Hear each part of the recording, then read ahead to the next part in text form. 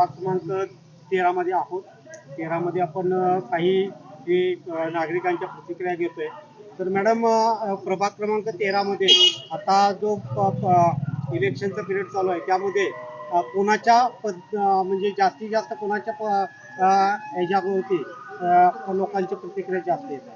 जास्त करून तर लोकांकडून प्रतिक्रियापेक्षा जास्त लोकांचं प्रेम म्हटलं तर चालेल महाविकास आघाडीकडूनच आहे. कारण राष्ट्रवादीकडून किंवा काँग्रेसकडून जे उमेदवार उभे राहिलेले आहेत ते एकतर नवीन आहेत, पण त्यांचं कार्य मोठं आहे. आणि आम्हाला असं वाटतंय की काहीतरी गरजापेक्षा मूलभूत जे अधिकार आहेत आमचे ते आम्ही मांडण्यासाठी आम्हाला तितकीच काम करणारी माणसं पाहिजेत. आता पाण्याचा प्रश्न, ड्रेनेजचा प्रश्न हे काही प्रश्न नाही आहेत. मला वाटतं ह्या मूलभूत गरजा आहेत. अजून आम्ही मूलभूत गरजांमध्येच अडकलोय. त्यामुळे मोठ्या मोठ्या गोष्टींवर बोलायला आमच्याकडे काही नाही आहे. आधी गरजा तरी भागू द्यात असं लोकांचं मत आहे. आणि बऱ्याच ठिकाणी आम्हाला असं ऐकायला मिळतंय की लाडक्या बहिणीचा इम्पॅक्ट पडेल का, तर माझं असं मत आहे लाडकी बहीण योजना ही सरकारची आहे, महाराष्ट्र शासनाची आहे. आणि महानगरपालिकेचा आता जी काही निवडणूक आहे त्यांच्या आहेत. या दोघांचं कंपॅरिझनच होऊ शकत नाही. कुठलाच नगरसेवक मला वाटतं की महिलांच्या कुठल्याही योजनेच्या बाबतीत म्हणजे लाडक्या बहिणीसारख्या बोलू शकत नाही, कारण ती योजना महाराष्ट्र शासनाची आहे. त्यामुळे आमच्या उमेदवारांनी आमचा विकास करावा, वेगळ्या वेगळ्या योजना आमच्या गावापर्यंत आणाव्यात. शिक्षणाचा असेल, सामाजिक असेल, आर्थिक असेल, सांस्कृतिक असेल, धार्मिक असेल, सगळ्याच माध्यमातून उमेदवारांनी विचार करू म्हणजे जनतेचा विचार करावा असं आम्हाला वाटतंय.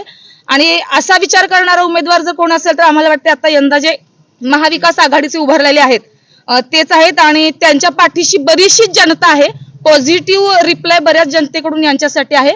आणि आम्हाला असे होप आहेत की यावेळेला हे तीनही उमेदवार म्हणजे अभिजितदादा कोळी असतील जे राष्ट्रवादी पक्षाकडून उभारलेले आहेत, आणि काँग्रेस पक्षाकडून 2 उमेदवार आहेत. एक आहेत दीपाली दिलीप भाऊ पाटील आणि दुसऱ्या अश्विनीताई कदम.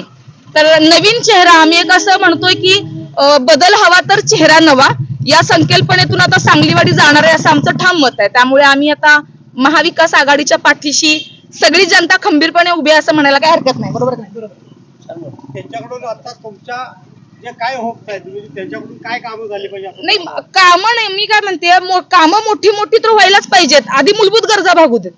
गरजा हा महत्वाचा प्रश्न आहे. बऱ्याच ठिकाणी लाईट सुद्धा नाहीये, पाण्याचा प्रश्न आहे, ड्रेनेज ही बेसिक गोष्ट आहे, ती तर सुटायलाच पाहिजे. मग संकल्पनात आमच्या गावामध्ये आता जे काही हॉस्पिटल्स आहेत, एखाद्या माणसाचा ऍक्सिडेंट झाला तर ऍटलीस्ट ऍडमिट करण्यासाठी 2-3 तर बेड पाहिजेत. सरकारी हॉस्पिटल्स असतील, शिक्षण असतील, सगळ्याच बाबतीत विकास व्हायला पाहिजे सांगलीवाडीचा. आणि मोठ्या मोठ्या गोष्टी तर लांबच्याच, बेसिक गोष्टी तर भागायला पाहिजेत. ज्या लोकांच्या काही मूलभूत गरजा आहेत, रस्ते असतील, पाणी असतील, ड्रेनेज असेल, लाईट असेल, सगळ्या ठिकाणी या गोष्टी पोहोचल्या तरी सुद्धा बास आहे. मग तिथून पुढे डेव्हलपमेंट वरती बोलायला काही हरकत नाही. मी वैशाली अशोक पाटील, प्रभाग क्रमांक 13 मधून आता जे उमेदवार उभारले आहेत ते उमेदवार खूप चांगले आहेत, तडफदार आहेत. आणि आपल्या गावामध्ये आता सध्या प्रॉब्लेम आहे तो अंगणवाडीचा आहे. आपल्या गावामध्ये एक अशी व्यवस्थित अशी अंगणवाडी सुद्धा नाहीये. त्या अंगणवाडीचा प्रश्न ते सोडवतील. आणि आमच्या ह्या उमेदवारांना खूप चांगला पॉझिटिव्ह रिप्लाय आहे आणि जनतेचा आमच्या बाजूने कौल आहे, एवढंच मी सांगते. म्हणजे मागच्या ज्या उमेदवारांनी अंगणवाडीवर ते लक्ष दिलं नाही असं तुम्हाला? मागचे जे उमेदवार होते त्यांनी तर अंगणवाडीवर अजिबात लक्ष दिलेलं नाही. अंगणवाडीतल्या मुलांना मिळतो तो फक्त भात, बाकीचं दुसरं काहीही मिळत नाहीये. त्यांना प्रोटीन्स वगैरे असणारे असं जेवण वगैरे त्यांना काही भेटत नाहीये. त्यामुळे सध्या मेन प्रॉब्लेम आहे तो अंगणवाडीचा आहे. अंगणवाडी आमच्या गावात सांगलीवाडीमध्ये चांगली अशी नाहीये. त्यामुळे हे जे उमेदवार उभारलेले आहेत प्रभाग क्रमांक 13 मधून ते खूप चांगली प्रगती करतील आणि त्यांच्याकडून खूप पॉझिटिव्ह सपोर्ट मिळेल असं वाटते.